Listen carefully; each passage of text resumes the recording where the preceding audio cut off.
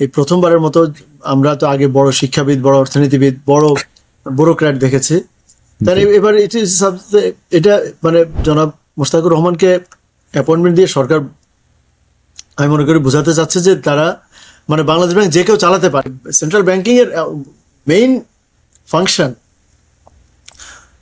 বা মেইন ফাংশনগুলোর একটা হচ্ছে যে ওপেন মার্কেট অপারেশনস, একটা হচ্ছে যে কন্ট্রোলিং দ্য কনস্টিটিউয়েন্ট ব্যাংকস, তারপরে মনিটরিং, তারপরে মানি সাপ্লাই কন্ট্রোল করা, তারপরে ইনফ্লেশন কন্ট্রোল করা, তারপরে এই যে মানে ব্যাংক সুপারভিশন তো বললামই।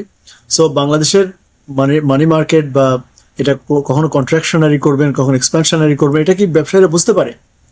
আমি তো মনে করি না একটা ব্যবসায়ী হওয়ার জন্য এই নলেজটা ইকোনমিক্সের এই money supply M1 M2 broad money narrow money এটা জানার দরকার আছে। ওনারা জানেন না আমি বলছি এটা জানার দরকার নেই। যেমন আমি যে সাবজেক্ট পড়াই সেই সাবজেক্ট পড়ার জন্য ইভেন স্বরবর্ণ ব্যঞ্জন বর্ণ বা নত্যবিধান সত্যবিধান জানার দরকার নেই, কিন্তু গ্রামারের তো এটা একটা বিরাট মানে বাংলা ব্যাকরণ পড়াতে গেলে দরকার। এখন আমি অন্য সাবজেক্টে হয়তো মোটামুটি ওভার দ্য ইয়ার্স প্রমোশন পেয়ে একজন প্রফেসর হয়েছি, কিন্তু আমি তো মনে করি না আমি Bangla grammar even class 6 Bangla grammar পড়ানোর জন্য আমার যোগ্যতা আছে, কারণ I am not trained on that. So Bangladesh ব্যাংকের গভর্নর হওয়ার জন্য যে যোগ্যতা প্রয়োজন, এখন এখানে কি বলবো, ইসলামী ব্যাংকের যারা ফরমেশন জানে, ইসলামী ব্যাংকের বোর্ড অফ ডিরেক্টরস বা ইসলামী ব্যাংকের যারা ফাউন্ডার্স ছিল, মানে সারা পৃথিবীর শ্রেষ্ঠ কিছু ব্যাংকার বা ব্যাংক ওনার, যেমন আল রাজি finance, Kuwait finance house, Saudi, এটা ইসলামী ব্যাংকের এটা ঠিক যে স্বপ্নদ্রষ্টা। আমি I am happy to say যে এখানে credit goes to some of the former, যে এখন যারা বিরোধী দল তাদের লিডার্স ইসলামী ব্যাংকের স্বপ্নদ্রষ্টা ছিলেন তারা, এটা ঠিক, ইনক্লুডিং প্রফেসর গোলাম আজম।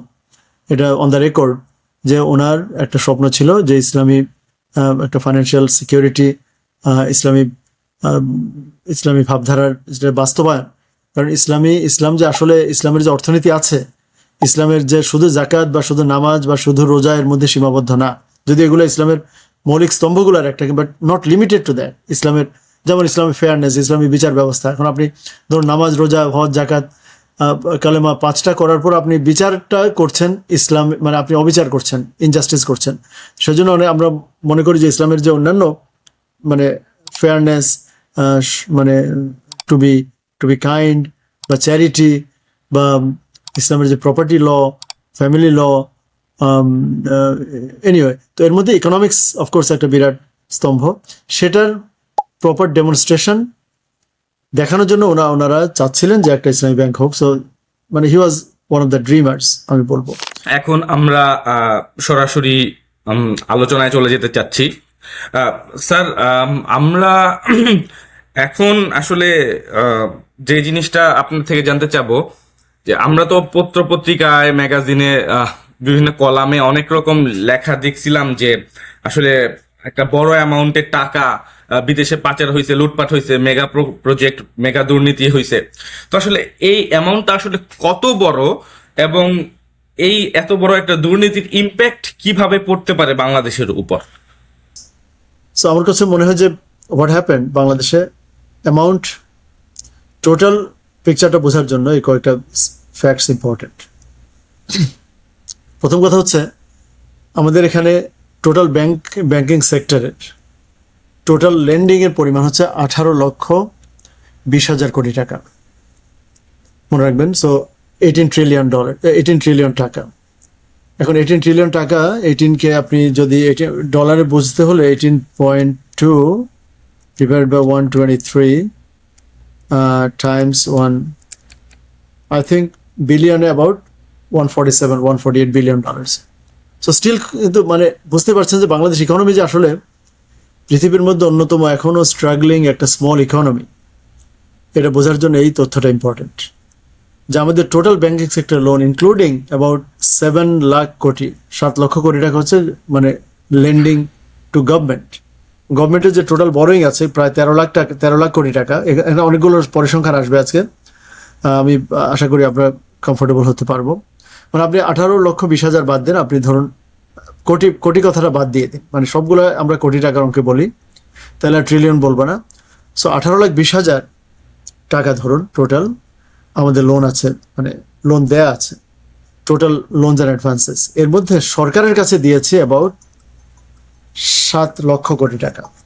তো এই যে এই 18,20,000 টাকা ধরুন, এর মধ্যে 11 লাখ কোটি 61% হচ্ছে either non performing or return of, মানে পাওয়া যাবে না বলে ধরে নিয়েছে, ওর রিস্কেজিওর্ড, ওর কোনো কোর্টের ইনজাংশন আছে 4টা। এটা আপনারা মানে এই ক্লাসরুমের মতো করে দেখুন যে ডিস্ট্রেস লোনের ভিতর কি কি আসে। প্রাইমারি এলিমেন্ট হচ্ছে নন পারফর্মিং, মানে যেগুলো আপ টু 90 দিন পর্যন্ত ডিফল্টেড হয়ে আছে, মানে মিনিমাম 90 দিন, এরপরে 1 বছর পর্যন্ত, 2 বছর, 3 বছর আছে। এখনকার স্ট্যান্ডার্ডে আমরা ইন্টারন্যাশনাল অ্যাকাউন্টিং স্ট্যান্ডার্ড যদি অ্যাপ্লাই করেন তাহলে 30 দিনেই, এখনো কিন্তু এটা স্ট্যান্ডার্ড এখন অ্যাপ্লাই করছে না ব্যাংকগুলো। 30 দিনের ডিফল্ট যদি ধরে তাহলে আরো বেশি নন পারফর্মিং পাওয়া যাবে। সো নন পারফর্মিং মানে যে এটা পাওয়া যাবে না তা না, বাট নন পারফর্মিং মানে হচ্ছে এর সিমটম, মানে অসুস্থ, বড়োয়ার দেয়া বন্ধ করেছে। এখন অনেক সময় 1 মাস মিস হতেই পারে, আমরা 2 মাসে একসাথে দেই, আমি নিজেও এটা ঘটেছে আমার 2 একবার। তো 2 মাস একসাথে, 3 মাস পর্যন্ত, মানে বিদেশি ব্যাংকগুলো 2 মাস হলেই আপনার সাথে তারা they start working with you এবং ধরে নেয় যে এই আপনার বাড়ি বিক্রি করতে হবে আপনার। কারণ ইউজুয়ালি মানুষ ওখানে আমেরিকাতে আমি দেখেছি যে তারা মানে দরকার হলে মানে রোগের চিকিৎসা করাবে না, কিন্তু তারা হোম লোন তারা টাইমলি পে করার চেষ্টা করে, কারণ তারা জানে তাদের বিগেস্ট অ্যাসেট যেটা তাদের মাথার উপরে ছাদ, সেটা that is at risk if you stop paying bank instalments. Or car instalment যদি পরপর 2 মাস না দেন, আপনার গাড়ি সকালবেলা উঠে দেখবেন যে আপনার গাড়ি আর কার পার্কিং, হ্যাঁ গাড়ি উঠিয়ে নিয়ে গেছে। So so this is serious.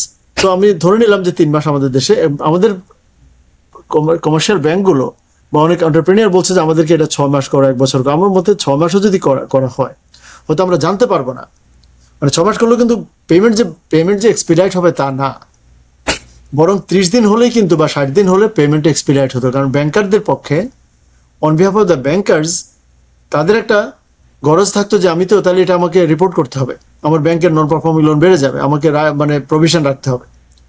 Non performing মানে হচ্ছে আপনাকে সাথে সাথে you have to make enough provision. So আপনার ইনকামে কিন্তু অলরেডি হিট হবে। যখনই আপনি whenever you make a provision for non-performing loans, whatever the percentage is, then you debit your expense.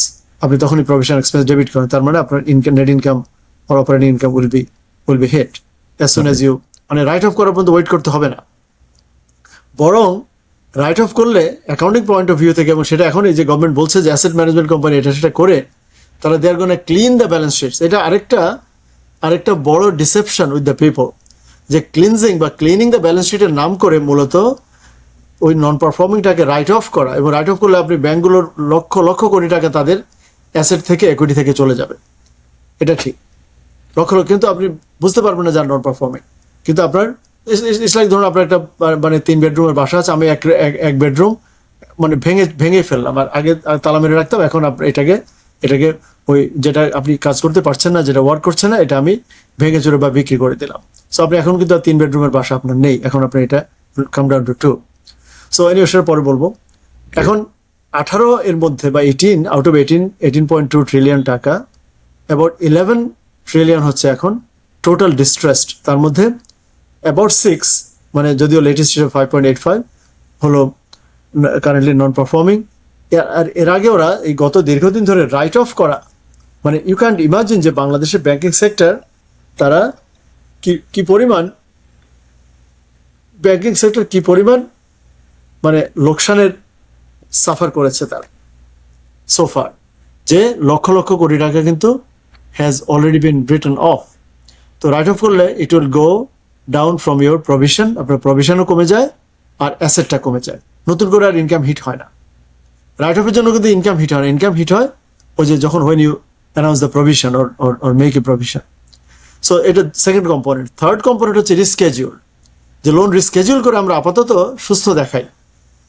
ধরুন আমার $5 লাখ লোন আছে, আমি 3টা পেমেন্ট পরপর মিস করলাম, তো 3টা পেমেন্টে যে 3-4 $12,000 এটা লোনের সাথে যোগ করে এটা you added to the loan, এবং আমাকে নতুন করে আবার 30 বছর আবার টাইম দিলেন।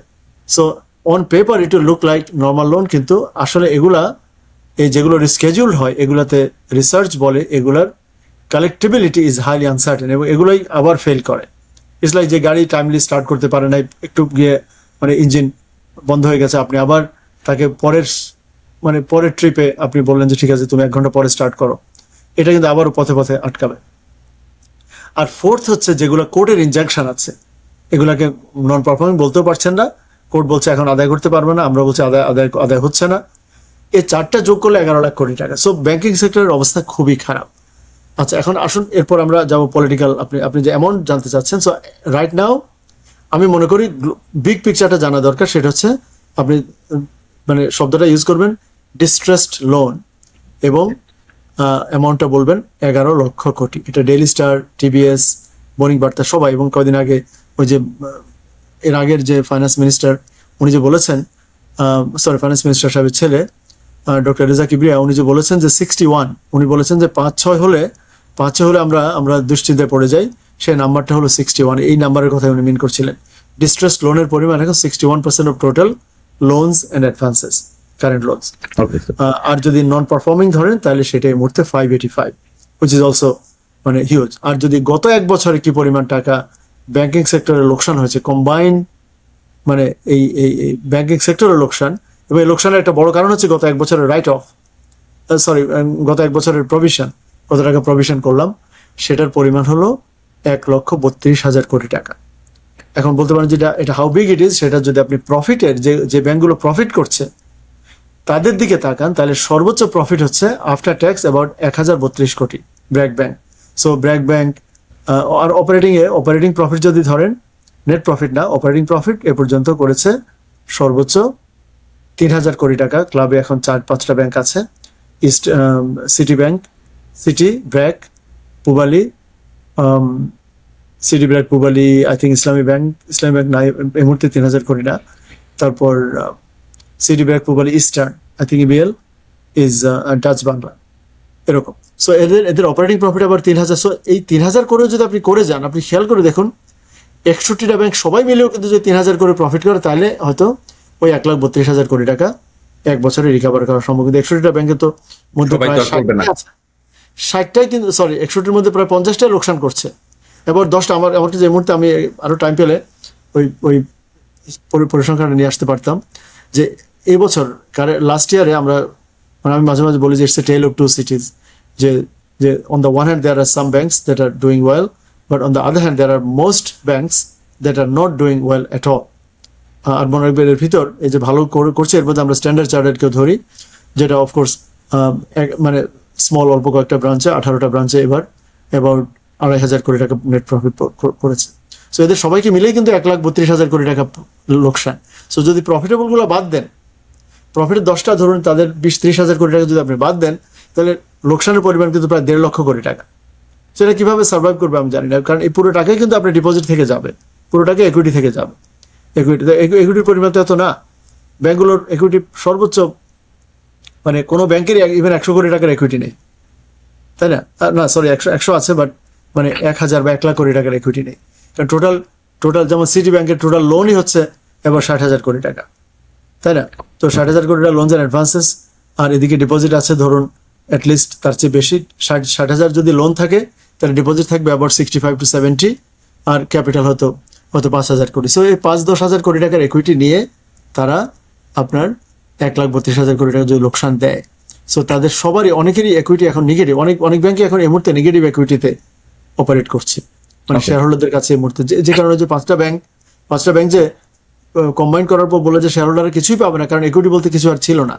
ওদের লোনের যে কারেন্ট কোয়ালিটি, সেটা যদি আপনি মানে কারেন্ট কোয়ালিটিতে নিয়ে আসেন, যেটা অ্যাসেট, আমরা একিউআর বলি, অ্যাসেট কোয়ালিটি রিভিউ, সেটা করে যেটা জানা গেছে অনেকের 98.5% পাওয়া গেছে ব্যাড লোনস। তো আশা করি প্রথম কোশ্চেনটা যে আপনি বলেছেন অ্যাকচুয়াল অ্যামাউন্টটা কত, সেটা বোঝা গেল যে পিকচারের মধ্যে টোটাল আর banking sector total asset about 22 lakh crore টাকা। সো অ্যাসেট যা তাই লাইবিলিটি প্লাস ইকুইটি। সো আপনি 22 লাখ কোটি টাকা থেকে আপনি অ্যাবাউট মিনিমাম 20-21 লক্ষ কোটি টাকা আপনি যদি বাদ দেন ডিপোজিট, আর 1 লক্ষ কোটি টাকা হবে সবার মিলে ইকুইটি। সো নাথিং, আপনার মানে লোকসান করার অ্যাবিলিটি ভেরি লিমিটেড। তো তাহলে স্যার আমরা যে দেখলাম যে ইন্টারিমের আমলে হচ্ছে গিয়ে ব্যাংকগুলাকে রক্ষা করার জন্য নানা রকম পদক্ষেপ নেওয়া হলো, ব্যাংক রেজলিউশন অ্যাক্ট করা হলো।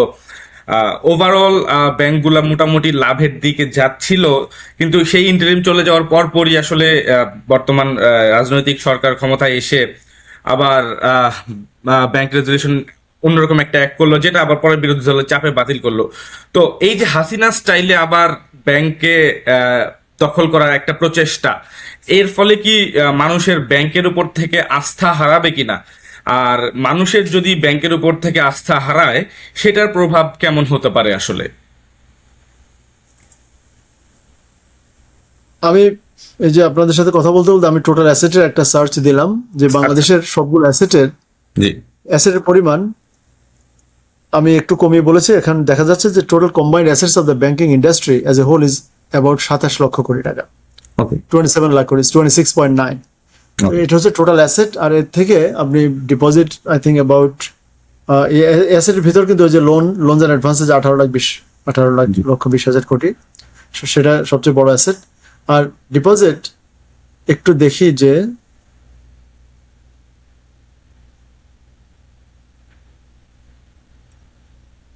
আমার মনে হয় 22,000 কোটি হবে।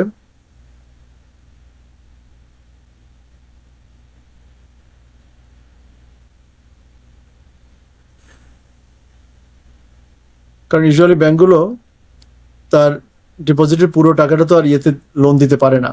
সো লোন যদি 18 লাখ হয়, হ্যাঁ দেখুন টোটাল ডিপোজিট হচ্ছে 20 লাখ, অ্যাবাউট 176 বিলিয়ন। এবং আমি মনে করি না যে এটা এখনো বাংলাদেশ, মানে বাংলাদেশকে নিয়ে যারা এত বড় বড় কথা বলে তাদের বোঝার দরকার যে এই যে টোটাল ডিপোজিট, দেখুন টোটাল ডিপোজিট আপনারা সবাই শুনে নিন, $176 বিলিয়ন।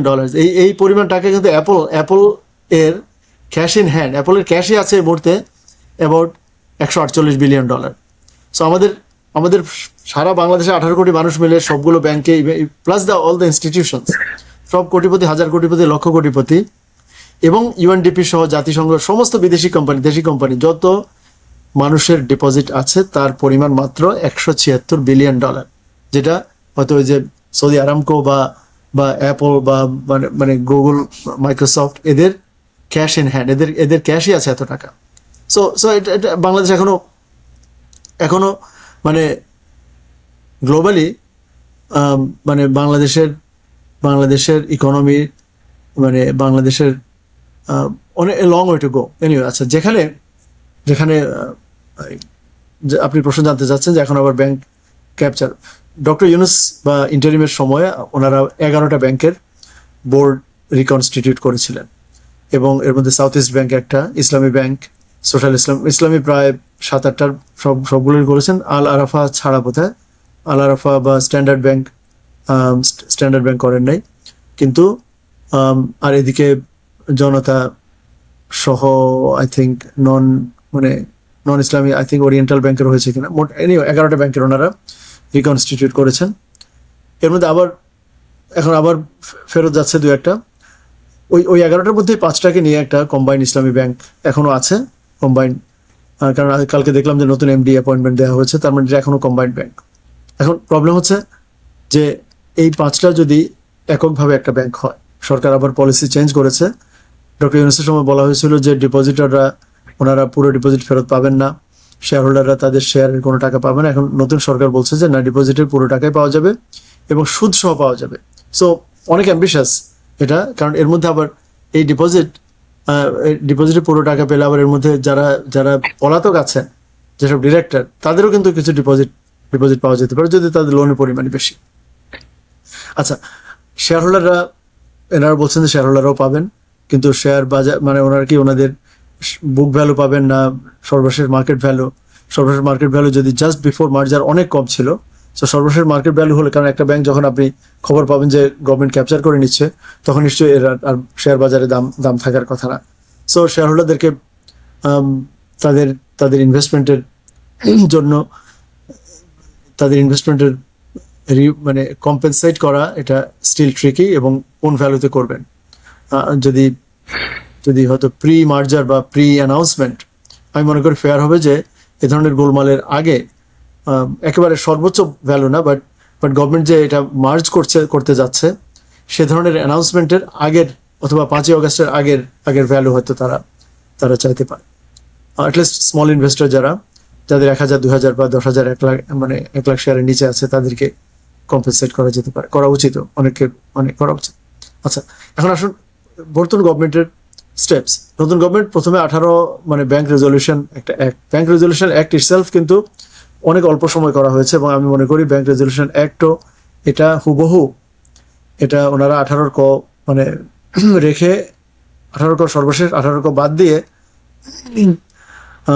আই থিঙ্ক 18 ক বাদ দিয়ে অ্যাপ্রুভ করেছেন, কিন্তু 18 ক ধারা নিয়ে সরকার একটা একটা একটা অসৎ উদ্দেশ্য হয়তো বা আমরা দেখতে পেয়েছি। আচ্ছা, এখন ব্যাংক রেজলিউশন একটা আপনাকে পাওয়ার অসৎ উদ্দেশ্যটা যদি একটু স্পেসিফিকলি বুঝিয়ে বলতেন আমাদের জন্য, যে কিভাবে আসলে এইটা ওয়ার্ক করে। 18 কতে একটা ধারা ছিল যে ইমিডিয়েট পাস্ট যারা ওনার, জি। তারা চাইলে ব্যাংকে ইনজেক্টেড মানি, সরকার কর্তৃক ইনজেক্টেড যে লিকুইডিটি সাপোর্ট, মানে টোটাল লোকসান না বা টোটাল নন পারফর্মিং লোন না। ধরুন আমি এখন অসুস্থ, আমি ইনজুর্ড হলাম, আমি ইনজুর্ড হওয়ার পর আপনি আমাকে, যে ইনজুর করেছে, আমাকে অ্যাক্সিডেন্ট করেছে, সে হসপিটালে নিয়ে গেল আমার ধরুন চিকিৎসার জন্য, মানে আমার হাত পা চিকিৎসার জন্য, আমার হাত পা যা ভেঙেছে, আমার সুস্থ করার জন্য কোনো কম্পেনসেশন না, কিন্তু আমার চিকিৎসা মানে আমাকে লিকুইডিটি সাপোর্ট দেওয়া হয়েছে, ধরুন আপনি 1 লাখ টাকা দিয়েছেন আমাকে, এটার 7.5% দিয়ে যে আমাকে অ্যাক্সিডেন্ট করেছে সে আমার মালিক হতে পারবে, যে আমার হাত পা ভেঙেছে সে মালিক হতে পারবে। এটা ডেঞ্জারাস একটা ব্যাপার, যে তারা কিন্তু টোটাল যে লোন নিয়েছে সেটা দিতে হবে না বলা ছিল, যে সেটা দেওয়ার কোনো কথা উঠে নাই। টোটাল যে নন পারফর্মিং লোন সেটা দেওয়ার কথা উঠে নাই, বলেছে গভর্নমেন্ট যে লিকুইডিটি সাপোর্ট দিয়েছে। তো গভর্নমেন্ট যে লিকুইডিটি সাপোর্ট শুধু বাঁচিয়ে রাখার পরিমাণ দিয়েছে। গভর্নমেন্ট কিন্তু ধরুন একটা ব্যাংকের যদি, যেমন ইসলামী ব্যাংক, তাদের একজনই নিয়েছে 82,000 কোটি, কিন্তু ইসলামী ব্যাংক কিন্তু 82,000 কোটি টাকা লিকুইডিটি সাপোর্ট দেওয়া হয় নাই। ইসলামী ব্যাংকে আই থিঙ্ক লিকুইডিটি সাপোর্ট দেওয়া হয়েছে 2,300 কোটি। খেয়াল করুন, মানে এস আলম সাহেব একাই নিয়েছে 82,000, সেখানে টোটাল লিকুইডিটি সাপোর্টের পরিমাণ 2300, তার মধ্যে আবার ইসলামী ব্যাংক শোধ করেছে 1500, আর বাকি থাকে 800 কোটি। এই 800 কোটি 7.5%, মানে কয় টাকা হয়? 52 কোটি টাকা, তাই না? এই 52 কোটি টাকা, যেটা বাংলাদেশে একটা বাড়িরও দাম, অনেকের একটা বিল্ডিং এর দামই হবে 52 কোটি। আমরা কদিন আগে যে আমার যেখানে বসে আছে এখান থেকে 100 গজ দূরে একটা কর্নার একটা প্রপার্টি আমরা কিনেছি 49 কোটি দিয়ে। মানে এই 15 কাঠার এই জমিটার দাম দিয়ে আপনি আবার ইসলামী ব্যাংকের মালিক হয়ে যেতে পারবেন, যার টোটাল অ্যাসেট হলো 1,60,000 কোটি টাকা।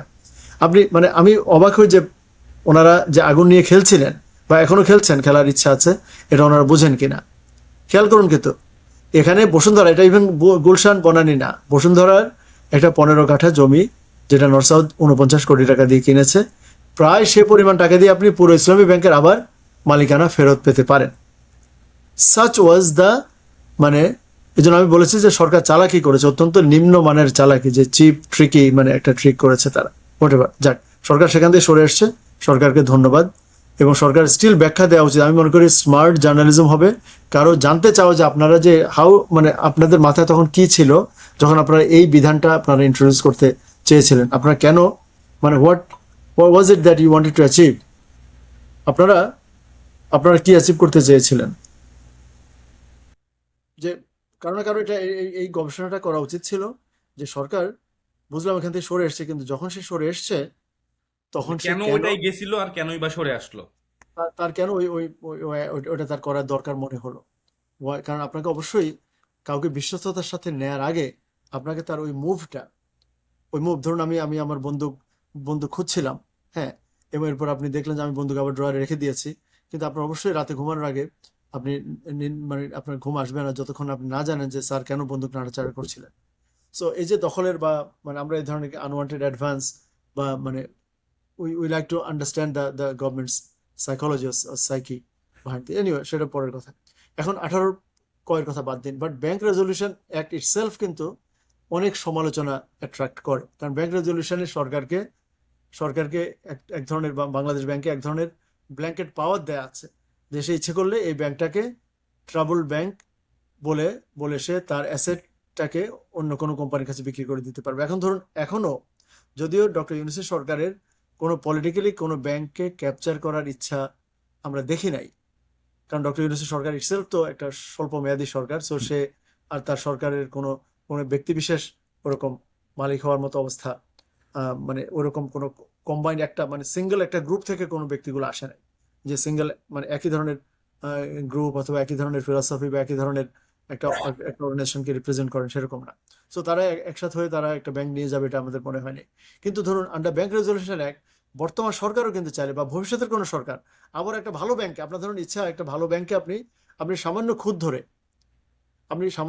আপনি বলে দিতে পারেন যে এটা এখন এটাকে আমি বিক্রির আওতায় দিয়ে দিলাম, একে আমি এখন মানে ওই যে যেটাকে আমরা বলি যে মানে গোয়িং কনসার্ন যে রিস্ক, যে ব্যাংকটা এখন আর ভালো নেই তাকে তাকে ইয়ে করো, তাকে তোমরা ওই আইসিইউতে নিয়ে যাও বা তাকে চিকিৎসা করো।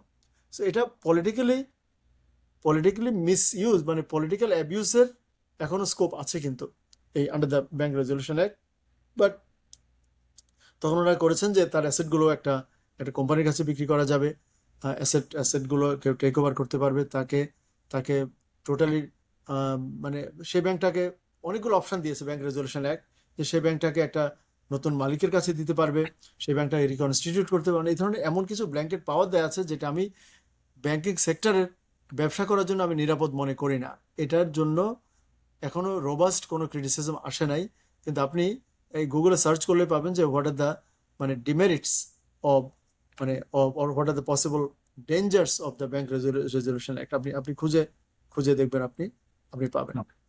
আর বাট 18 এখন এখন যে কাজটা হচ্ছে, বাকি এখন ফাইনাল পার্ট অফ ইউর কোশ্চেনের আনসার করি, সেটা হচ্ছে যে এখন ইসলামী ব্যাংক নিয়ে মনে হচ্ছে সরকারের এখনো কোনো মানে এই একটা ব্যাংকের নিয়েই, কারণ সরকার যেভাবে যেভাবে পার্লামেন্টে ওই যে হোম মিনিস্টার এখানে 61টা ব্যাংক আছে, এর মধ্যে অনেকগুলো ট্রাবল ব্যাংক আছে। ইসলামী ব্যাংক এই মুহূর্তে কোনো ট্রাবল ব্যাংক না। ইসলামী ব্যাংক এবারও প্রফিট করেছে, ইসলামী ব্যাংক ডিপোজিটও বাড়ছে। ইসলামী ব্যাংকের আম, মানে এই মাঝখানে সরকার যে বোর্ডের মানে চেয়ারম্যান পরিবর্তন করার কারণে একটু হিকাপ হয়েছিল, এবং সে এগুলো মানে এগুলো কিন্তু ড্রাকোনিয়ান।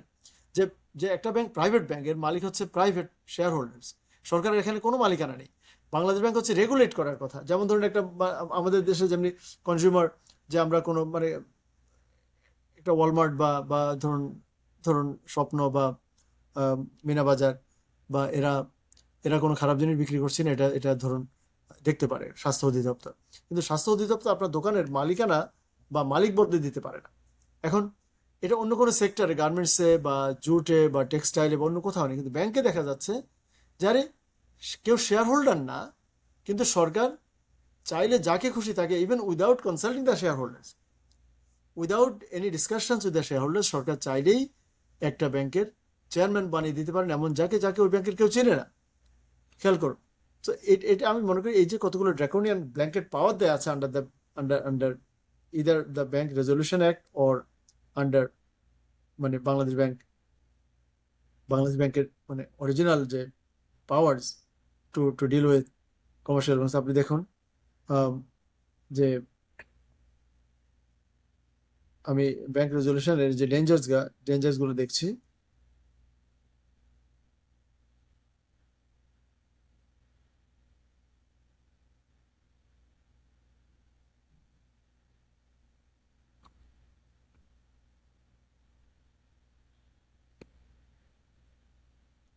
শুধু আপনি ডেঞ্জার্স নামে যদি সার্চ দেন দেখুন কি আসে।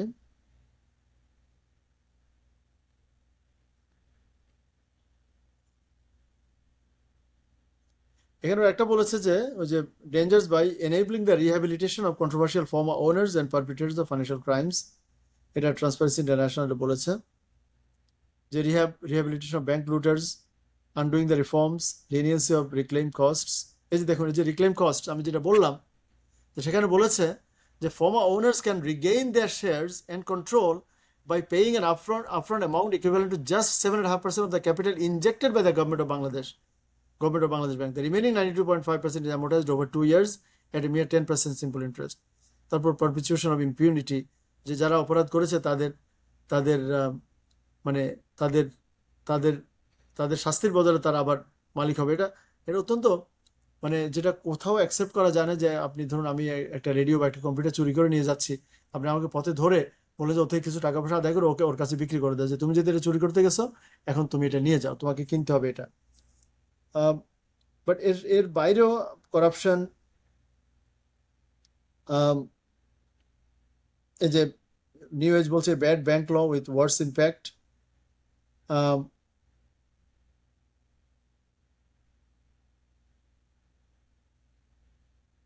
অনেকগুলো। এই যে ডেইলি স্টার বলছে dangerous turn in banking reform. মানে কেউই, আমি মনে করি যে যে ওই যে কতগুলো ড্রাকোনিয়ান পাওয়ার যে দেয়া আছে, মানে আমাদের আমাদের দুর্ভাগ্য যে আমাদের রাজনীতিবিদরা যারা বিরোধী রাজনীতি করেন তারা ইভেন এই পত্রিকাগুলো আমার ধারণা পড়েন না। যেমন দেখুন এখানে ডেইলি স্টার বলছে যে dangerous turn in banking reform, কিন্তু আপনি এই শব্দগুলোতে এই হেডলাইনটাও যদি পার্লামেন্টের বিরোধী দলীয় নেতা বা কোনো একজন এমপি পড়ে শোনাতেন তাহলে তো রেকর্ড থাকতো যে দেখুন ডেইলি স্টার কেন বলছে এটা একটা ডেঞ্জারাস টার্ন, তাই না? সো সো মানে যাক, সেটা বিরোধী দলের পারফরমেন্স আলোচনা করা আজকের মানে উদ্দেশ্য না। সো আই থিঙ্ক এখন এখন যেটা হচ্ছে যে আপনি নোটিস করবেন যে হোম মিনিস্টার ইসলামী ব্যাংক সম্বন্ধে কতগুলো ইভেন অসত্য তথ্য পার্লামেন্টে দিয়েছেন। যেমন ওদের একটা একটা রুরাল কি একটা প্রজেক্ট আছে, রুরাল, এখন আমরা কেউ জানতামও না ইসলামী ব্যাংকের, I think rural something something বলেছে একটা যে এই লোনের প্রজেক্ট অ্যামাউন্ট যেটা নিয়ে কথা হচ্ছিল স্যার। 1,000 কোটি টাকা সেখানে সেখানে টোটাল, এবং তার সাথে নির্বাচনের আগে পরে কোনো সম্পর্ক নেই, মানে কোনো টোটাল সম্পর্ক নেই। প্রতিষ্ঠিত হওয়ার পর থেকে এই মুহূর্তে ওখানে ব্যালেন্স আছে মাত্র 800 কোটি টাকা, লোন ব্যালেন্স অফ দ্যাট মানে ওই প্রজেক্টের। এইগুলা কি স্যার আসলে স্বরাষ্ট্রমন্ত্রীর ইচ্ছাকৃত ছড়ানো মিথ্যাচার যেন ইসলামী ব্যাংকে যে কোনো মূল্যে সরকার নিজের নিয়ন্ত্রণে নিয়ে আসতে পারে, অথবা এইটা কি এমন হইতে পারে যে ইসলামী ব্যাংকে তারা দেখাতে যাচ্ছে যে এটা বিরোধী দলের একটা বড় ডোনার এবং বিরোধী দলের রাজনীতিকে একটু দমন করার জন্য ইসলামী ব্যাংকটা সরকারের নিয়ন্ত্রণে নেওয়ার চেষ্টা? এটা ওরা ওরা কেন করছে আমার মনে হয় ইচ্ছাকৃত, এখনো সন্দেহ। একটা হতে পারে পলিটিক্যাল, মানে বিএনপি বিএনপি তো মানে যে কোনো কারণে বুঝুক আর না বুঝুক জামাত ইসলামী বা এটার সাথে ইসলামী ব্যাংকে কানেক্ট করছে, কিন্তু আসলে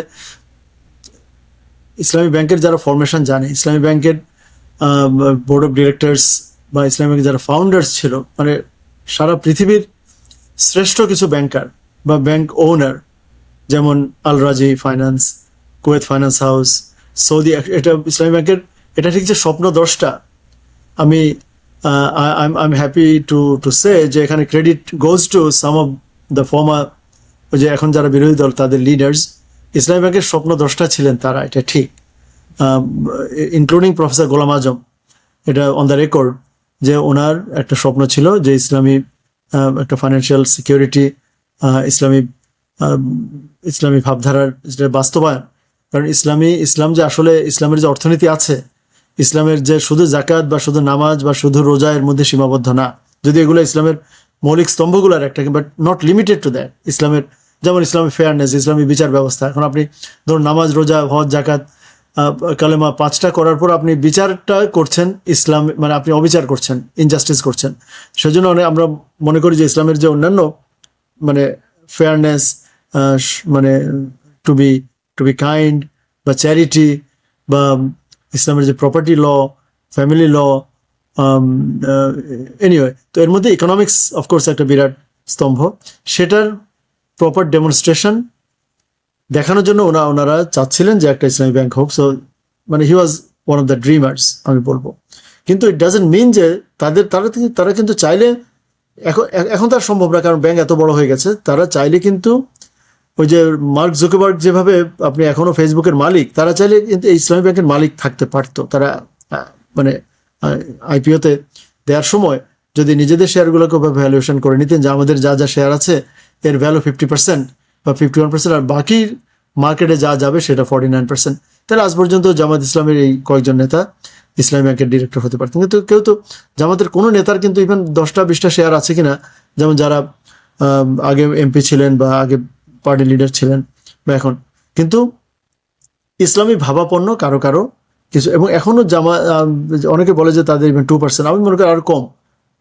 ইটস নট অ্যাবাউট যে জামাত ইসলাম ওর মানে তাদের শেয়ার হোল্ডিং, কিন্তু এটা ঠিক যে ইসলামী ভাবধারার হাজার হাজার এমপ্লয়ি, হাজার হাজার যদি হিউম্যান রিসোর্স সেখানে মানে ইসলামী ব্যাংকে চাকরি করে, তো ইসলামী ব্যাংক যদি ইসলামিক ক্যারেক্টার হারিয়ে ফেলে তখন হয়তো ইসলামী ব্যাংকে সাধারণ ধরুন মানে যাদের ইসলামিক ক্যারেক্টার হয়তো না, তারা হচ্ছে আর ইসলামী ব্যাংক যদি আপনি অন ইসলামী পিপল দিয়ে চলে, আমি মনে করি যে ইসলামী ব্যাংক বা ইসলামী যে কোনো প্রতিষ্ঠান এটা যারা চালাবে, যেমন একটা ইসলামিক এডুকেশন ইনস্টিটিউট, আপনি আশা করবেন যে একটা মাদ্রাসা যিনি পড়াবেন তিনি অন্তত নামাজ পড়বেন। এটা আপনি আশা করবেন যে আপনার ওস্তাদ যিনি ক্লাসে কোরআনের তাফসির করছেন, আপনি আশা করবেন না তিনি নামাজ পড়বেন। তো তাহলে আপনি এটা ইবিএলএ বা সিটি ব্যাংকে গিয়ে আপনি আশা করবেন না যে আপনার ব্যাংকারটা একজন নামাজি মানুষ হোক, কিন্তু ইসলামী ব্যাংকে আপনি আশা করবেন যে ইসলামী ব্যাংকে যারা চাকরি করে তারা নামাজ পড়ে। আমি মনে করি এটা একটা fair expectation. It is a fair, very very fair expectation. নামাজ পড়লে, রোজা রাখলে, দাড়ি রাখলে, ইসলামী মানে ইসলামে আল্লাহ মানে ইসলামের বিধিবিধানের প্রতি শ্রদ্ধাবোধ থাকলে তারা যদি তাদের পলিটিক্যালি তাদের মনে করা হয় যে তারা জামাত করে, এটা it's not a problem with the institution, যারা ব্লেম করে তাদের। যাই হোক, home minister I don't think উনি ঠিক মতো বুঝেন ইসলামী ব্যাংক আসলে কারা ওন করেন, এবং ইসলামী ব্যাংকের যে আরডিএস, এটা আমি এখন মনে করেছি আরডিএস প্রকল্প, rural development scheme or something, এই প্রকল্প উনি মানে এবং আবল তাবল বকেছেন আমি মনে করি। এবং বাংলাদেশ সাংবাদিকরাও এটা সংশোধন করে নাই, স্পিকারও সংশোধন করে নাই, কারণ স্পিকারও একজন অর্ধশিক্ষিত,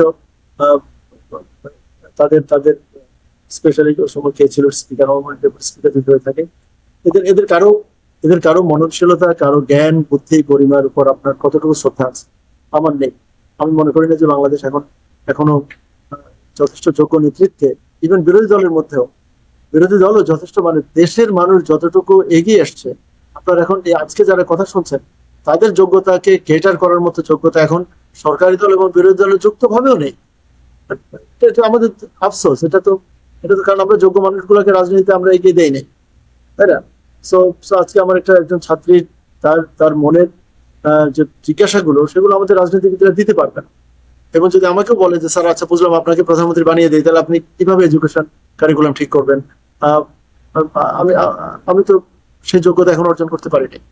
তো সেখানে আমাদেরকে যারা প্রতিনিধিত্ব করছেন বা তারা ওরা আমার মতে ওখানে পরিসংখ্যানের মতো ভুল ছিল, বাট এটাতে অ্যাটিচিউড যেটা, আপনি আসল কথা আসলে অ্যাটিচিউড হচ্ছে সরকার মনে করে বিরোধী দলকে দুর্বল করতে গেলে, ডিস্ট্রয় করার কথা তো এখনো ভাবে না, যে বিরোধী দলকে মানে ঘায়েল করার জন্য তাদের অর্থনৈতিক মেরুদণ্ড, যে ডক্টর আবুল বারকাতের যে থিওরি থিসিস, যে ইসলামিক ব্যাংকগুলো জঙ্গি অর্থায়নের জন্য হাজার হাজার কোটি টাকা খরচ করছে, যেটার মধ্যে মানে 1% সত্যতা ছিল না, এবং পুরো ওটা হিউরিস্টিক, মানে ওনার কল্পনা থেকে উনি গবেষণাটা বলেছেন যে ইসলামিক ব্যাংকের এত অ্যাসেট আছে, মানে এটা রাজাঘাতের অ্যাসেট, জামাতের অ্যাসেট, সেসব।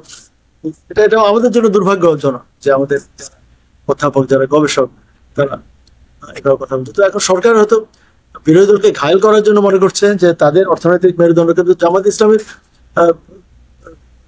মানে ভিতরে আপনি গিয়ে দেখুন, বা জামাত ইসলামী ব্যাংকের হয়তো তাদের অনুসারীরা অনেকে চাকরি করেন, এটা ঠিক। যারা আগে ইসলামী আন্দোলন করতেন তারা হয়তো ওখানে বিকজ সহানুভূতি পেয়েছিল, কিন্তু এখন তো আমার মনে হয় না যে কারেন্ট ম্যানেজমেন্ট এখানে অ্যাপয়েন্টমেন্ট, এখানে কোনো দলীয় ভাবে, এবং ইসলামী ব্যাংক তো দলীয় ভাবে যদি নিয়োগ দিত তাহলে এত এক নম্বর ব্যাংক হতে পারতো না। ইসলামী ব্যাংক তো বাংলাদেশের প্রত্যেক বছর ওয়াজ এ রেকর্ড ইয়ার আফটার ইয়ার ইসলামী ব্যাংক মানে কিভাবে হলো? তাহলে আপনার এত বেশি মানুষকে সার্ভিস দিয়ে এত গরিব এলাকায় গিয়ে আপনি কন্ট্রাস্ট করুন। আপনি দেখুন, মানে যারা ফেয়ার আলোচনা করতে চান, আপনি ধরুন আমাদের যে প্রাইমের শাখা আছে কয়টা? হয়তো 80টাও না, মানে ইভেন জেলা শহরে তারা যায় না। জেলা শহর আছে বাংলাদেশে যেখানে প্রাইম ব্যাংক যাবে না, ইবিএল যাবে না, সিটি ব্যাংক যাবে না, টেলিও টোটাল ডিস্ট্রিক্ট টাউন আছে।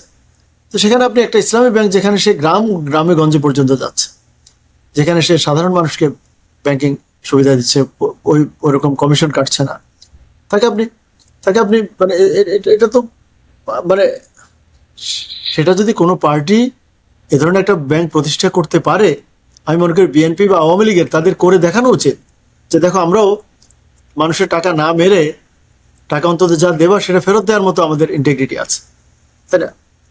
So I think banking sector overall political intervention নিয়ে আমরা যদি 10:30, আমার আমার প্ল্যান হলো যে আমরা 10:30টার উপরে যাব না।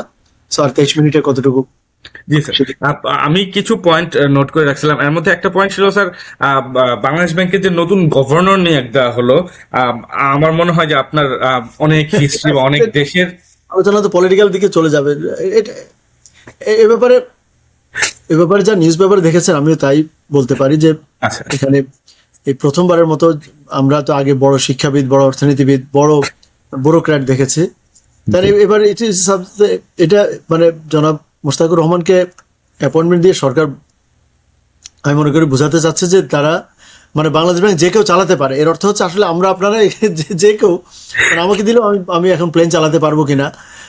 যদি বাংলাদেশ ব্যাংক চালানোর জন্য যদি কোনো বিশেষ শোজ যে আসলে বুঝতে পেরেছেন আপনারা যারা আছেন অনলাইনে, মানে আপনি আপনার ব্যবসা প্রতিষ্ঠান চালাতে পারেন, মানে আপনি বাংলাদেশ ব্যাংক চালাতে পারবেন, ব্যাপারটা এরকম হয়ে গেছে। এবং ব্যবসা প্রতিষ্ঠানও তো উনি বাংলাদেশ মানে উনি কি ধরুন আপনি যদি ধরুন এপেক্সের সোয়েটার গার্মেন্ট ব্যবসায়ী খুব সম্ভবত।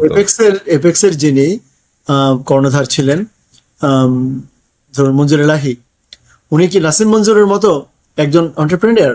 উনি কি পরীক্ষিত একজন ব্যবসায়ী যে বা এলন মাস্ক বা স্টিভ জবস এদের মতো? আমি তো মনে করি না ইভেন স্টিভ জবসকে দিলে সে ব্যাংক মানে ফেড চালাতে পারবে। জি স্যার। কারণ কারণ এখানে সেন্ট্রাল ব্যাংকিং এর মেইন ফাংশন বা মেইন ফাংশনগুলোর একটা হচ্ছে যে ওপেন মার্কেট অপারেশনস, একটা হচ্ছে যে কন্ট্রোলিং দ্য কনস্টিটিউয়েন্ট ব্যাংকস, তারপরে মনিটরিং, তারপরে মানি সাপ্লাই কন্ট্রোল করা, তারপরে ইনফ্লেশন কন্ট্রোল করা, তারপরে এই যে মানে ব্যাংক সুপারভিশন তো বললামই। সো বাংলাদেশের মানি মার্কেট বা এটা কখনো কন্ট্রাকশনারি করবেন, কখনো এক্সপ্যানশনারি করবেন, এটা কি ব্যবসায়ীরা বুঝতে পারে? আমি তো মনে করি না একটা ব্যবসায়ী হওয়ার জন্য এই নলেজটা ইকোনমিক্সের এই money supply M1 M2 broad money narrow money এটা জানার দরকার আছে। ওনারা জানেন না আমি বলছি না এটা জানার দরকার নেই। যেমন আমি যে সাবজেক্ট পড়াই সেই সাবজেক্ট পড়ার জন্য ইভেন স্বরবর্ণ ব্যঞ্জন বর্ণ বা নত্যবিধান সত্যবিধান জানার দরকার নেই, কিন্তু গ্রামারের তো এটা একটা বিরাট মানে বাংলা ব্যাকরণ পড়াতে গেলে দরকার। এখন এখন আমি অন্য সাবজেক্টের হয়তো মোটামুটি ওভার দ্য ইয়ার্স প্রমোশন পেয়ে একজন প্রফেসর হয়েছি, কিন্তু আমি তো মনে করি না আমি বাংলা গ্রামার ইভেন ক্লাস 6-এর বাংলা গ্রামার পড়ানোর জন্য আমার যোগ্যতা আছে, কারণ I am not trained on that. So so Bangladesh ব্যাংকের গভর্নর হওয়ার জন্য যে যোগ্যতা প্রয়োজন, এখন এখানে কি বলবো, বাংলাদেশের তো প্রধানমন্ত্রী হওয়ার জন্যই কোনো যোগ্যতা দরকার হয় না, তাই না? আমরা আমরা এ পর্যন্ত আমরা কয়জন মানে প্রধানমন্ত্রীদের প্রাতিষ্ঠানিক শিক্ষা খুব একটা প্রয়োজন নেই, কিন্তু অভিজ্ঞতা তো প্রয়োজন আছে, মানে ইতিহাস বোঝা, মানে লিডারশিপ, সেটা এখন বর্তমান প্রধানমন্ত্রী উনি তো নতুন, উনি ইউ টু বি টেস্টেড, কিন্তু আগের প্রধানমন্ত্রীদের মধ্যে তো আমরা খুব একটা যোগ্য প্রধানমন্ত্রী পাই নাই, তাই না? যোগ্য প্রেসিডেন্টও পাই নাই। আমরা আমরা তো এখানে আমি মনে করি যে বাংলাদেশ ব্যাংক বাংলাদেশ ব্যাংক এবং মানে সরকারের অন্যান্য বড় বড় প্রতিষ্ঠানগুলো, সরকার এই যে কদিন আগে এনবিআর এর একজন প্রধান নিয়োগ দিয়েছেন, এটা আমরা কেউ চিনি না, আমি চিনি না আহসান হাবিবকে, এটা কেউ জানে না, মানে অ্যাটলিস্ট আমি জানি না। তারপরে বাংলাদেশ ব্যাংক দুদকে এবার এখন পর্যন্ত খালি রেখেছে, সরি বাংলাদেশ সরকারের আপনি মন্ত্রী পরিষদের দিকে তাকান, আপনি একজন দুইজন ছাড়া বাকি মন্ত্রীদের আপনি কোনো প্রোফাইল নেই, তারা তাদের ফিল্ডে, যেমন পরিকল্পনা মন্ত্রী আমাদের প্রিয় মানে সাকিব ভাই, মানে জোনায়েদ সাকিব, সে নিজে হ্যাঁ প্রতিমন্ত্রী, কিন্তু পরিকল্পনা তো ওই পার্ট সে নিজে বলেছে যে আমি মানে এখানে কি কাজ হয়। আমি নিজে যে একটা প্রোগ্রামে ছিলাম, উনি ছিলেন সেখানে, ওনার বক্তৃতা আমি শুনেছি, যদিও আমি কথা বলার সময় উনি ততক্ষণে ছিলেন না, বাট আমরা ক্লোজ। সো ওনারা অনেকেই বলছেন যে আমরা এই মিনিস্ট্রির কি কাজ এটা আমরা জানি না, কিন্তু তাদেরকে মিনিস্টার করা হয়েছে। এখন এটা তো হাইলি ডেঞ্জারাস, এটা অর্থ হচ্ছে ইটস ভেরি রেকলেস, যে আপনি যে গাড়ি চালাতে পারে না তাকে আপনি গাড়ি ড্রাইভার যদি বসিয়ে দেন, সে তো নিজে মরবে, অন্যদেরকে মারবে, এবং নিজে যদি সে বেঁচেও থাকে সে অন্যদেরকে, নিরীহ মানুষকে সে মানে পথচারীকে মেরে ফেলতে পারে। সো এগুলো ইট মিনস যে সরকার ডাজন্ট কেয়ার। জি স্যার, কিন্তু এখানে আরেকটা সমালোচনা কিভাবে করবেন? এখানে জি আমি সরকারের পাশাপাশি বিরোধী দলকেও একই কথা, একই সমালোচনা বিরোধী দলের জন্য, জামাত ইসলামের জন্য প্রযোজ্য, যে তারা তারা সরকার পরিচালনার মতো একটা টিম কি দেখাতে পেরেছে যে আমাদের এই 40 জন এরা আমাদের এই মন্ত্রী হওয়ার মতো দেখুন।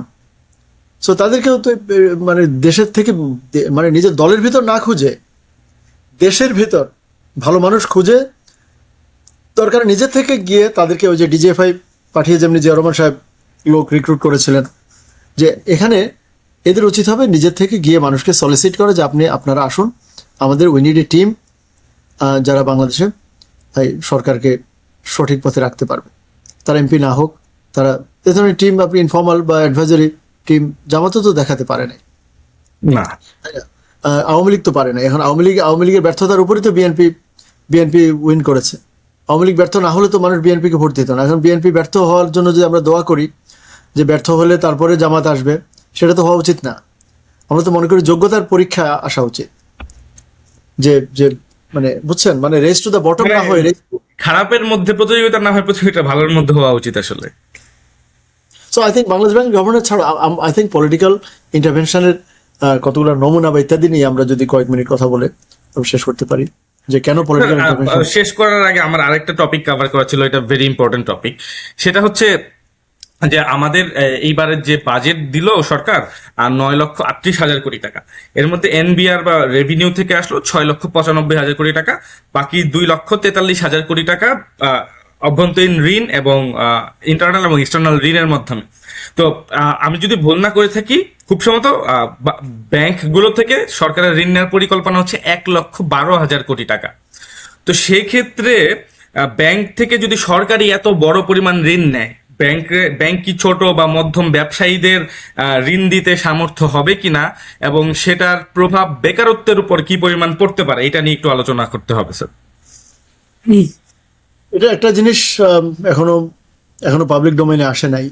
সেটা হচ্ছে আমি আজকেই লিখছিলাম ফর লঙ্কা বাংলা যে বর্তমানে বাংলাদেশ সরকারের লোনের পরিমাণ হচ্ছে 22,06,000 কোটি টাকা। এটা আমরা মনে করতাম 24 লক্ষ কোটি টাকা, কিন্তু আসলে মনে হচ্ছে এখন আমাদের আমাদের যে অ্যান্টিসিপেশন তার চেয়ে কম। সো 22 লক্ষ কোটি, কিন্তু তার আগের বছর ছিল 21,34,000 বা 44,000 কোটি। এবং আপনি দেখুন যে এক বছরে সরকারের ঋণ বেড়েছে মাত্র 60-70 হাজার কোটি টাকা, আই থিঙ্ক 62,000 কোটি। এটা কিন্তু ডক্টর ইউনূসের রিমার্কেবল সাফল্য। এটা কিন্তু উনি নিজেও ক্লেম করতে ভুলে গেছেন, বুঝতে পেরেছেন? এই 12 মাসের ভিতরে তো 8 মাস 7.5 মাস ওনাদের সময়। সো এত অল্প ঋণ কেন হলো? সেটা হচ্ছে যে তার আগের বছর কিন্তু প্রায় 3 লাখ কোটি, তার আগের বছর মানে পরপর 3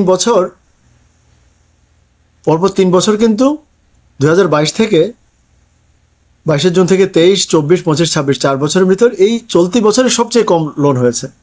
এখন সরকার এবার যদি এডিপি পুরো বাস্তবায়ন করতে হয়, একটা বড় কারণ যে গতবার কম লোন হয়েছে সেটা হচ্ছে এডিপি বাস্তবায়নের পরিমাণ, বার্ষিক উন্নয়ন কর্মসূচি, এটা বাস্তবায়ন হয়েছে মাত্র 50%-এর মতো। মানে 2,04,000 কোটি টাকার মতো বাজেট ছিল, সেখানে 1 লক্ষ কোটি টাকা এডিপি বাস্তবায়ন হয়েছে। তার মানে আর বাকি 1 লক্ষ কোটি টাকা এডিপি বাস্তবায়ন হয় নাই।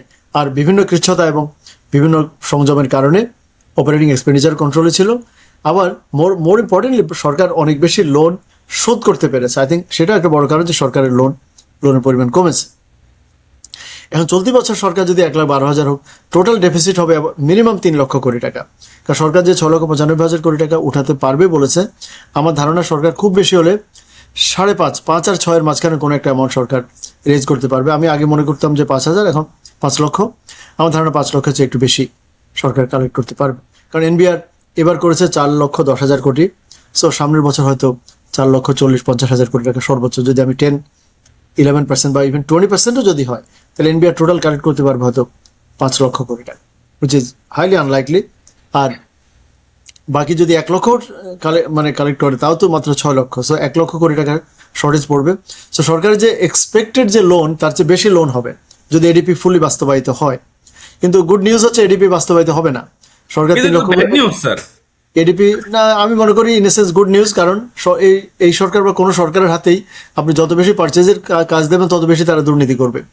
আপনি ধরুন গাড়ি কিনতে বলবেন, তিনটা, সে যদি দুইটা কিনে মনে করলেন যে দুইটার উপর দুর্নীতি হয়েছে, কারণ সে কিন্তু আসলে এই উন্নয়ন, সরকার যে সকল উন্নয়ন, এই উন্নয়ন কিন্তু দেশের উন্নয়ন না। এই উন্নয়ন হচ্ছে দেশের জন্য জিনিস কিনতে গিয়ে নিজেরা দুর্নীতি করা, মানে দু একটা রাস্তাঘাট তো হবে। সো এই এই এই এবং সেটা হতে গিয়ে আপনি কিন্তু চলতি দামের চেয়ে বেশি দামে আপনি খরচ করছেন। যে রাস্তা হয়তো 50 কোটি টাকার রাস্তা, সেই রাস্তা আপনার থেকে 80-90 কোটি টাকা বিল নেওয়া হচ্ছে। সো এই উন্নয়ন আমাদের কোনো উপকার লাগছে কিনা? সো ইন এসেন্স আমি মনে করি এটা গুড নিউজ যে এডিবি বাস্তবায়ন না হওয়াটা।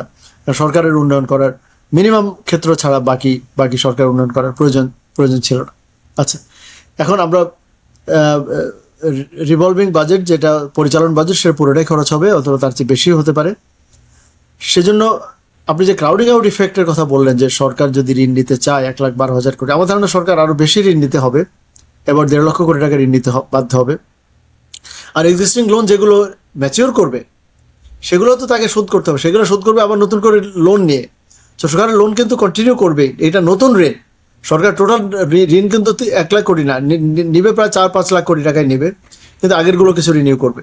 আচ্ছা, এটাতে আজকে আমি দেখলাম যে বাংলাদেশ ব্যাংক বলছে যে ক্রাউডিং আউট ইফেক্ট হবে না, কারণ ব্যাংকগুলোর কাছে, কমার্শিয়াল ব্যাংকের কাছে অনেক লিকুইডিটি পড়ে আছে, অনেক টাকা ওদের কাছে জমা পড়ে আছে, ওরা ওরা ওরা ইনভেস্ট করতে পারছে না, ঝুঁকি নিতে চাচ্ছে না, বরং তারাই বরং বাংলাদেশ ব্যাংকের কাছে, তারাই বলছে বাংলাদেশ ব্যাংকের কাছে যে তোমার অকশনে তুমি যে বন্ডগুলো ইস্যু করো,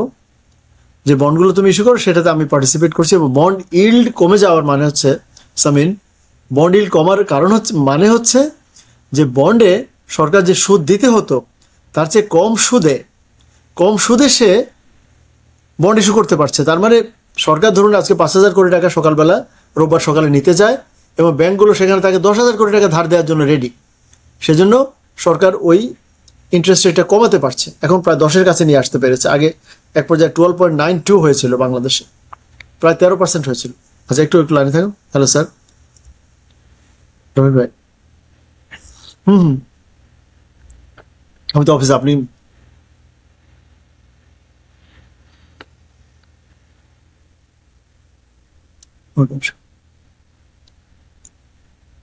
So this is the situation যে ক্রাউডিং আউট ইফেক্ট হবে না, সরকার লোন নিতে পারবে। আমি মনে করি সরকারের দেশের ডোমেস্টিক সোর্স থেকে লোন না নেওয়াই ভালো।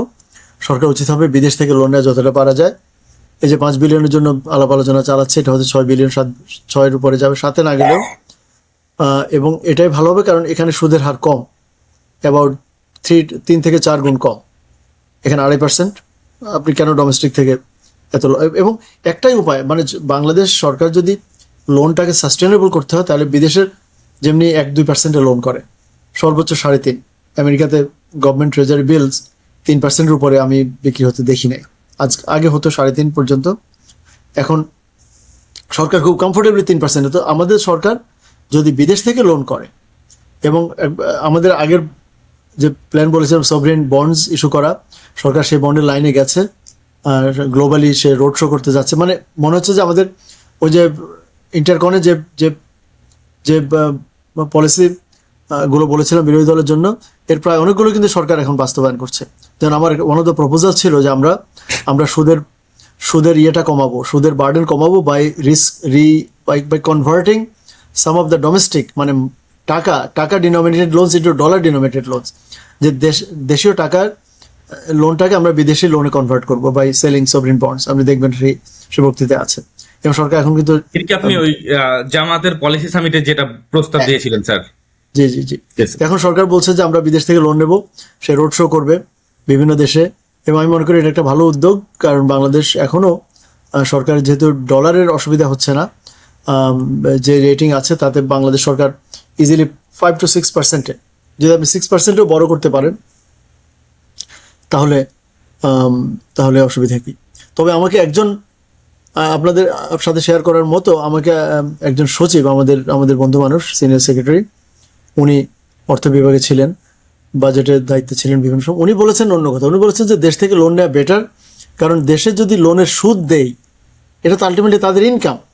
বুঝতে পেরেছেন, বাংলাদেশের ব্যাংকগুলোর, ধরুন জনতা ব্যাংক যদি সরকারের বন্ড কিনে তাহলে আলটিমেটলি সরকারের খরচ কিন্তু জনতা ব্যাংকের ইনকাম। সো এটা ইনডাইরেক্ট, এবং সেই ইনকামের উপর আমি ট্যাক্স পাই। মজার ব্যাপার হচ্ছে এটা কিন্তু ভুললে চলবে না। সো আমরা বুঝতে পেরেছেন?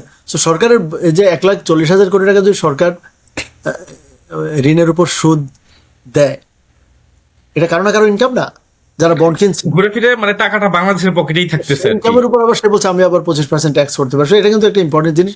বিদেশে যদি আপনি বিদেশ থেকে যদি বড় করেন, তাহলে তাদেরকে যে সুদ দেবেন সেই ওটা তো সুদের উপর বড় কেস। আপনি ট্যাক্স আদায় করতে পারবেন না। সো ইন দ্যাট সেন্স এখানে একটা বেনিফিট আছে। সো আই থিঙ্ক আমার মনে হয় এখানে একটা ব্যালেন্স রাখা উচিত যে সাম পার্সেন্ট সরকার থেকে। হ্যাঁ, বিদেশে লোন করতে হলে it has to be less than 5%, মানে সর্বোচ্চ 6 এর উপরে গেলে আমি মনে করি আমাদের বাংলাদেশের ভিতর থেকেই লোন করা উচিত, কারণ ফরেন এক্সচেঞ্জ রিস্ক কমে যায়। আমরা 30 বছর পর টাকার মান কোথায় যাবে আপনি তো জানেন না, না, তাই না? তো আমরা যদি টাকায় লোন করি, সামির আপনার থেকে আমি আজকে 1 লাখ টাকা লোন করি এবং এটা যদি 30 বছরে দিতে হয়, তাহলে 1 লাখ 30 বছর টাকাই পর দেন, তাহলে তো আমার হলো না আসলে। So আমার ফরেন কিন্তু 30 বছর পর ডলারের দাম তো মিনিমাম 250-300 হবে, হুম। তাই না? সেটাই স্যার। স্যার আমার মনে হয় আপনার প্রায় সময় হয়ে গেছে, 7 মিনিট আছে।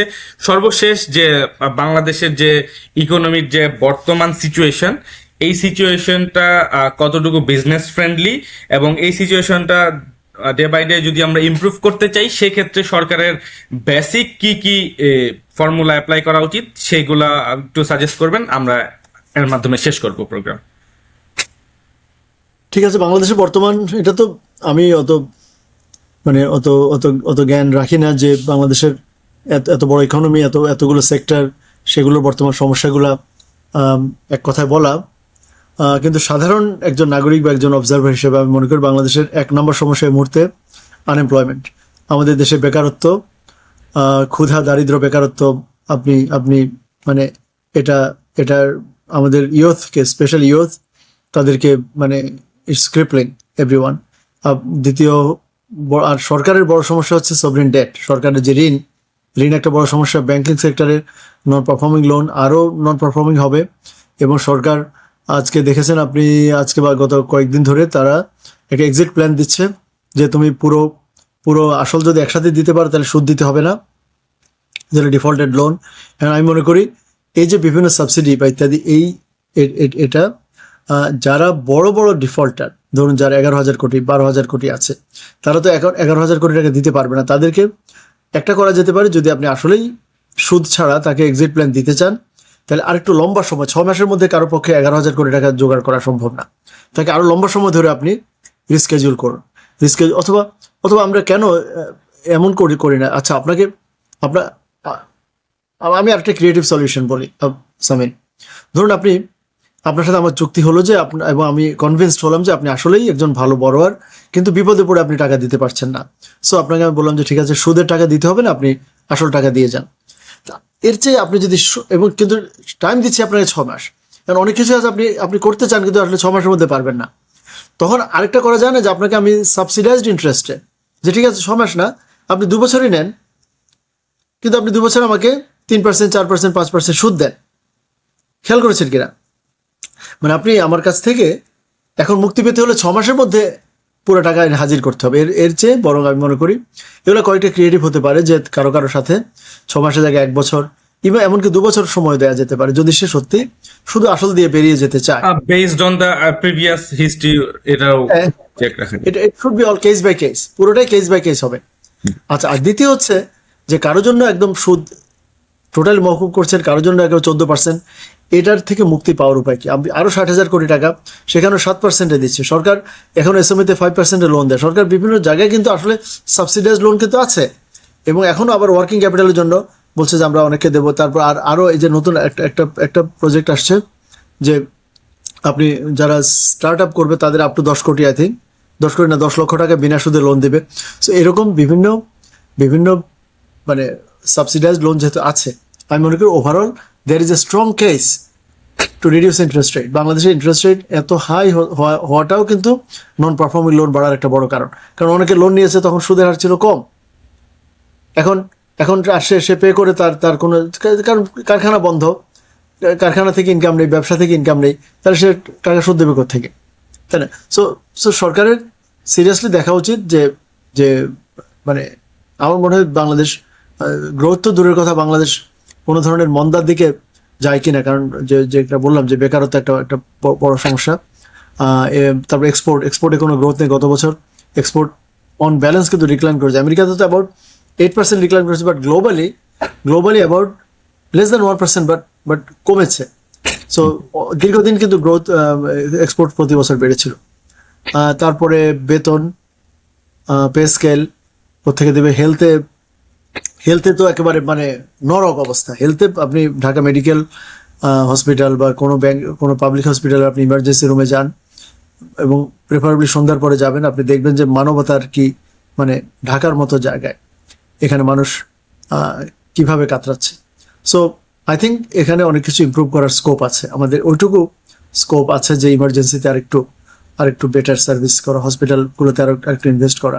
প্রয়োজনে আপনি চার্জ করা শুরু করুন, প্রয়োজনে একেবারে ফুলি ফ্রি না রেখে পুরো একদম বিনা পয়সা চিকিৎসা দেবেন না বলে আপনি কাস্টমার থেকে মানে মেক ইট মোর মানে এবিট ইউজার পেইড, কিন্তু স্টিল সামর্থ্য অনুযায়ী মানুষ যাতে পে করতে পারে। আর শেষ করার আগে 2 মিনিট আছে, আমি একটু পলিটিক্যাল ইন্টারভেনশন নিয়ে যেহেতু আলোচনা, আমি আপনার ভিউয়ার্সদের জন্য পলিটিক্যাল ইন্টারভেনশনের একাডেমিক জাস্ট 2 মিনিটে শেষ করব। যদি একাডেমিক শুনলে মনে হয় যে অনেক বোরিং আলোচনা হবে। পলিটিক্যাল ইন্টারভেনশন মানে অ্যাকচুয়ালি এনিথিং ইউ রেগুলেশন মানে যেমন সিলেবাস এক ধরনের পলিটিক্যাল ইন্টারভেনশন। আপনি পাবলিক এক্সাম নেবেন না, প্রাইমারিতে বৃত্তি পরীক্ষা রাখবেন কিনা, জিএসসি এসএসসি এগুলো থাকবে কিনা, এগুলো সবই পলিটিক্যাল ডিসিশন। মানে anything that government does we call it political, কারণ গভর্নমেন্ট নিজেও পলিটিক্সের একটা আউটকাম, তাই না? রাজনীতির একটা আউটকাম হচ্ছে গভর্নমেন্ট, যেমন পার্লামেন্ট, প্রধানমন্ত্রী, মন্ত্রিপরিষদ, এগুলো। So political intervention in itself কিন্তু খারাপ না, কারণ পলিটিক্যাল ইন্টারভেনশন প্রয়োজন হতে পারে। যেমন নারী শিক্ষা, যেমন হামের টিকা দেয়া, যক্ষার টিকা, বা কোথাও বিদ্যুৎ, কোনো বাড়িতে বিদ্যুৎ পৌঁছে দেয়া, সেই প্রোগ্রামগুলোর জন্য আপনি ইন্টারভিন করতে পারেন। পলিটিক্যাল কানেক্টেডনেস, অনেকে পলিটিক্যাল ইন্টারভেনশনের সাথে পলিটিক্যাল কানেক্টেডনেসকে কনফিউজ করে। পলিটিক্যাল কানেক্টেডনেসও কোনো খারাপ জিনিস না। যেমন যার কানেকশন ভালো আছে, নেটওয়ার্ক ভালো আছে, আমরা তো নেটওয়ার্কিংয়ের জন্য রীতিমতো ইনভেস্ট করি, তাই না? সো এই একটা ব্যাংকের যদি নেটওয়ার্ক ভালো থাকে, তাতে তার কস্ট অফ ফান্ডস কমতে পারে। যেমন ভালো নেটওয়ার্ক থাকলে আপনি তাদের কাছ থেকে আপনি ডিপোজিট আনতে পারেন, নিরাপদে ডিপোজিট, কোটি টাকা ডিপোজিট আসবে, কস্ট অফ বরোইং কমবে, আপনার বেশি ফিল্ড ওয়ার্কে খরচ করতে হবে না, বেশি মানে কাস্টমারের পেছনে দৌড়াতে হবে না। সো অসুবিধাটা যে তৈরি হয় সেটা হলো পলিটিক্যাল গভর্নমেন্ট অনেক সময় বিশেষ উদ্দেশ্যে কাউকে সুবিধা দেওয়ার জন্য, যখনই আপনি গভর্নমেন্টকে আপনি মনে রাখতে হবে যে government is like a referee, government cannot choose the winners and losers. Government winner এবং লুজারকে চুজ করতে পারবে না, এটা মনে রাখতে হবে যে কে উইন করবে কে লুজ করবে। অর্থাৎ একটা ব্যাংকের ধরুন আমি শেয়ার কিনে জিতবো কিনা, নাকি আবরার জিতবে, না মানে শামীম ভাই জিতবেন, সেটা গভর্নমেন্টকে চুজ করতে হবে না, গভর্নমেন্ট করতে পারবে না। গভর্নমেন্টকে এখানে রেফারির ভূমিকা থাকতে হবে। এখন গভর্নমেন্ট যখন ধরুন ফ্যামিলি ওনারশিপ নিয়ে যেমন একবার করেছে, যে ফ্যামিলিতে 2 জন থাকতে পারবে কি না, না 1 জন থাকতে পারবে, একই ফ্যামিলির শেয়ার হোল্ডিং কি টোটাল 20%, না কজন ডিরেক্টর, এগুলোতে গভর্নমেন্ট একবার বাড়িয়েছে একবার কমিয়েছে। এর অর্থ হচ্ছে কোনো বিশেষ গোষ্ঠীকে সুবিধা দেয়া।